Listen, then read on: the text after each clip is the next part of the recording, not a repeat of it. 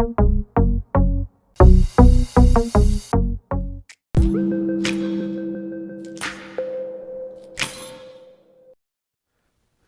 this is Nick with nickscomputerfix.com, and here's a video on the Wi-Fi range extender JupLink EC3-750 setup and review, and a little unboxing too.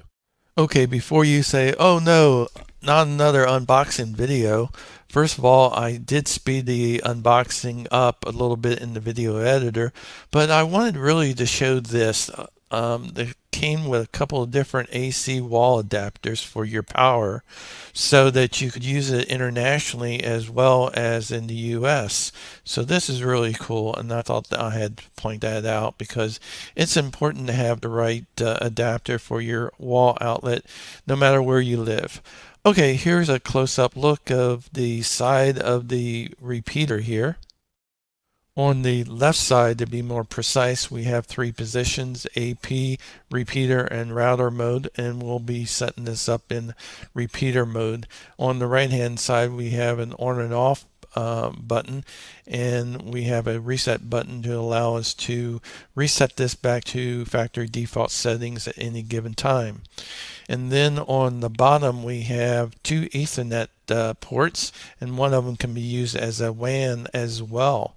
And then on top, of course, we have a little bit of a label that gives us our serial number and model number.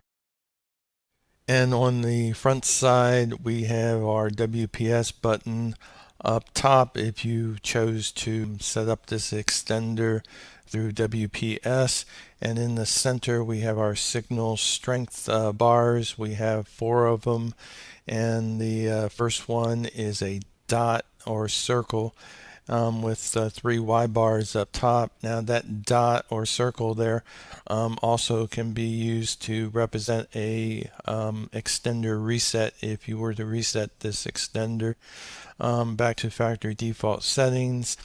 And on the bottom we have 5 LEDs, a power, a WAN/LAN, a LAN, and then 2.4 and 5 gigahertz LED lights.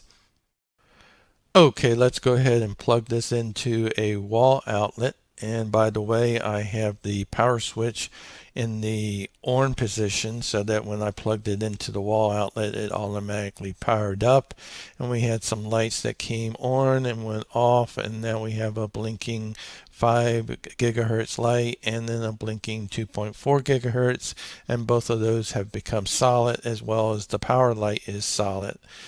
Okay, once that's done, we can go ahead over to our computer here, and I went to the Windows desktop here and checked out the Wi-Fi SSID, and the JupLink EC3-750 is available, and I'm going to do the 5G and attempt to connect to it, and it is connecting.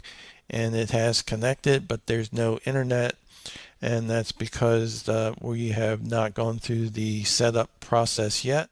And we do that by opening up an internet browser, and then once that's open, yeah, we're having trouble, of course, because we're not connected to the internet yet. I'm going to go ahead and type in router.juplink.com in the address bar there. And once I do, hit the enter or the arrow there, and that brings up the interface for the setup process here that will allow us to log into the extender. I'm going to leave English as the default. You can change it if you need to. The username is going to be by default admin, and also the password by default is going to be admin as well.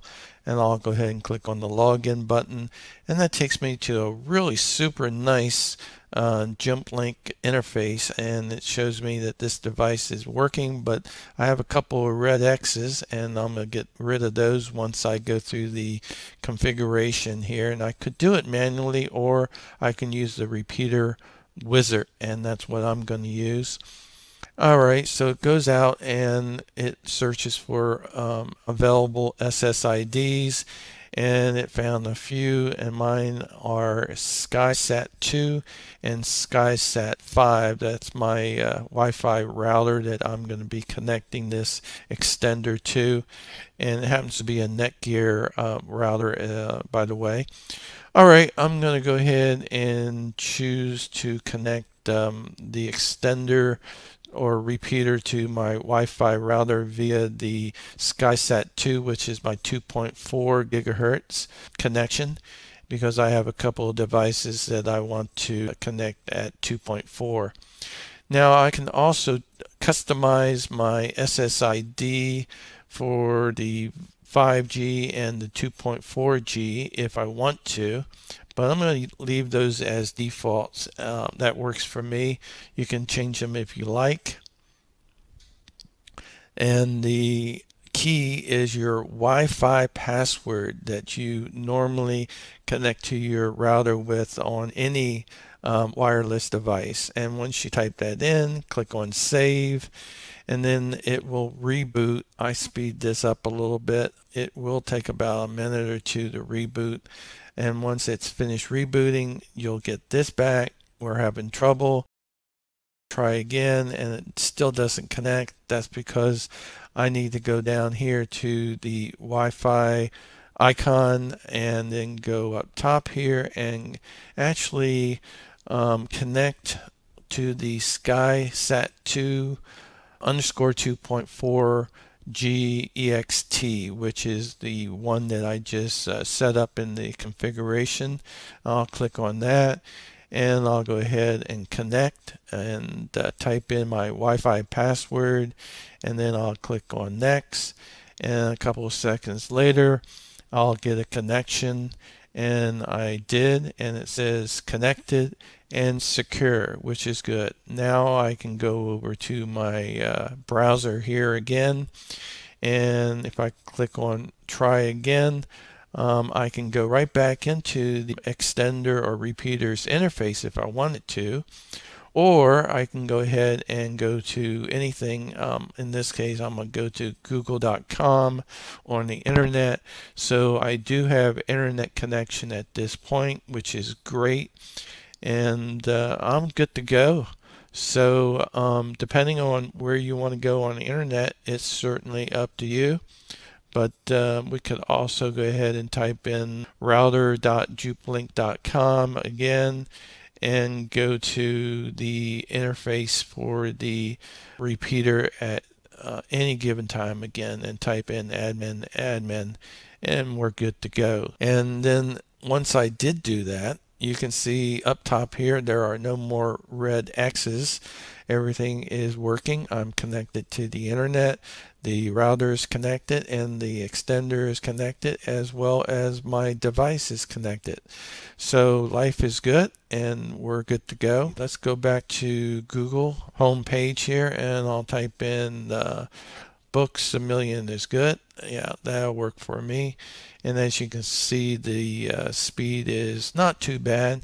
It comes right up without any effort or slowness or sluggishness, so it's very acceptable for me and will meet my needs quite well.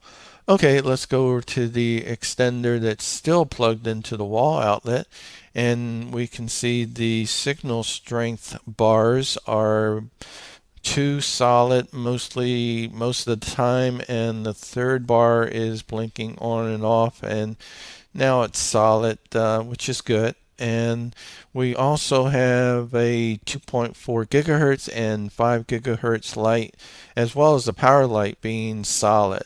Now keep in mind, if I had something plugged into the Ethernet ports on the bottom of this unit, those lights would be solid and blinking simultaneously as well. Okay, we are finishing setting up this extender, but here's a bonus.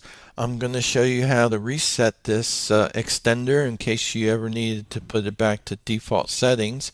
On the right hand side, press the reset button for 5 seconds and then release it, and then in about 3 to 5 seconds later, the signal strength lights will go out and you'll see a couple of blinking lights on the 2.4 and the 5 gigahertz lights, and then they will be solid and the power light will be solid.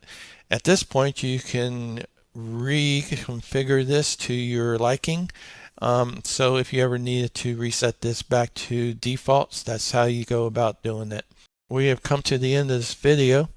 Thanks for watching. Subscribe if you like, and leave a like if you like.